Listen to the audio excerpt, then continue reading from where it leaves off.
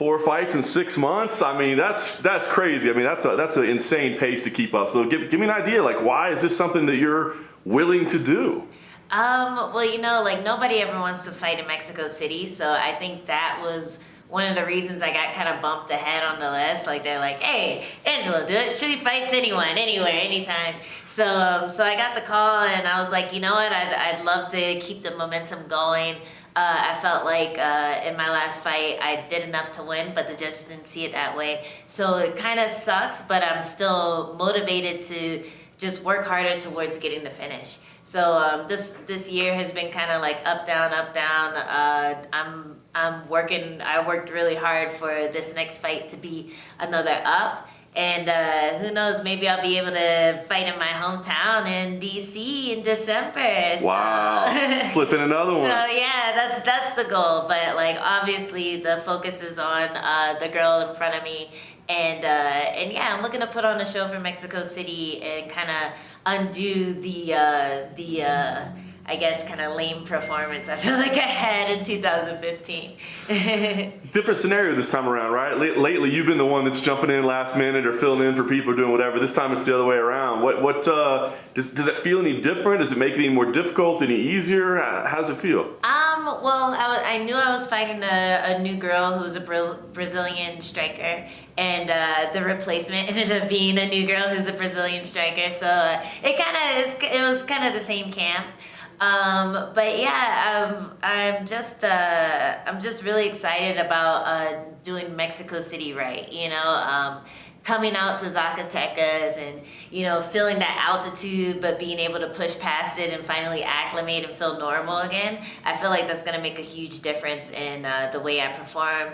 And, you know, hopefully I'll have an advantage over her if she didn't come out that early, you know, like drag her down, lay and pray like Tisha did to me. It sounds like that. Yeah, you're tired. It sounds like that haunts you a little bit. I mean, it does. Yeah. Every fight haunts me. Every loss haunts me, I should say. But I feel like in most of my performances, even if I take a loss, I still put on an exciting performance. And with that fight, I was totally negated. I was inexperienced, but I was also exhausted.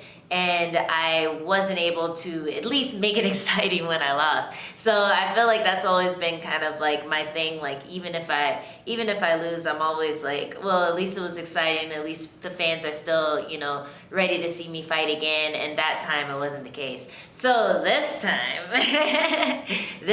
I'm gonna come in like, you know, guns blazing. I have better wrestling now. I have better jiu-jitsu. I have more tools when it comes to striking, and I'm gonna have the cardio to keep it up all 3 rounds. So I'm excited about fixing what happened back then. How hard of it was a call to come out here? I mean, for like I think you've been here 3 weeks, right? By the time fight nights, at least. Yeah. I mean, you got to uproot yourself, right? I mean, you got your daily routine changes. Comes at a cost as well, I imagine. You know, it's not free. So, how do you get to that conclusion that like, look, we got to sacrifice to do this? You know, because I was able to fight so often, or be able to fight like in succession this year. When I did get the call, I was a little hesitant, but then at the same time, I was like, you know what? Fuck it, let's do it. Let's keep the momentum going. I love fighting. I feel like I learn more in fight camp than when I'm out and just training to stay in shape and learn new things. I feel like when I have that focus of an opponent, I force myself to learn a little faster. And last year I had a 7-month layoff. I was totally healthy. I was begging for fights, calling people out, you know, begging Dana, begging Meg, begging my manager. And, you know, those 7 months went by so slow. So I think I was a little, you know, I just didn't want that to happen again. I didn't want to, you know, I wanted to take advantage of the fact that I did have the opportunity to fight, you know. So yeah, I'm living it up while I can. Who knows how long this is gonna last? So hopefully it keeps going and I could be like fucking Cowboy Cerrone, you know. Fair enough. Your opponent, like you said, newcomer. I don't think a lot of us have seen much tape on her. I mean, did you get a chance to research her much? And what can you tell us about her? I watched a couple fights right when they gave me the matchup, and then that was it. I left the rest to my coaches. But I think they saw that she has decent striking. She has I guess kind of a, what do you say, traditional, like a traditional striking style. She's good at sitting back on her punches. She looks like she has power. All of that is stuff that I've dealt with before, I've done well with, and yeah, I think I'm gonna be able to outclass her, just kind of introduce her to the UFC level of what a steroid is. Your first opponent, she still has her time, but she was pulled for a USADA violation. I wonder, as an opponent, what does that make you think? Like when that happens, are you like, okay, good, I'm glad this USADA thing is working? Is it, I'm mad because like, hold on, this chick was gonna come in and try to cheat against me? Yeah, I mean, yeah. What's your feeling when you hear like, what? I was about to fight somebody that got pulled out for this? It's kind of like, it's kind of whatever. Like, I feel like I've probably fought a lot of people who were doping. So, at this point, like, if you're a UFC fighter, you kind of accept that, it's almost part of the contract. Like, you're probably going to fight someone who's on steroids, who's cheating. And it's always nice when they get caught before you fight.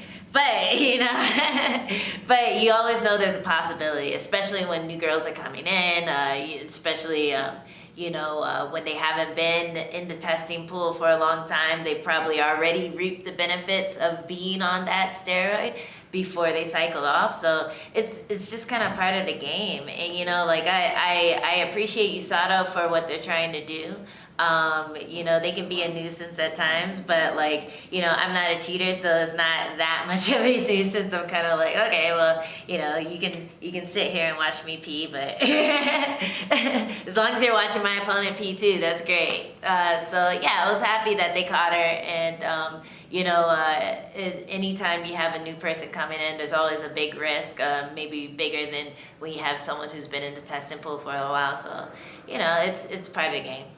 Well, you made the sacrifice to come down here, to spend the extra time, to do the preparation, to get ready for this altitude, to get ready for everything. Tell us, right now, a couple days out, do you feel the difference? Is there a marked difference? Do you feel like, oh, I know that I've reaped the benefits of being here?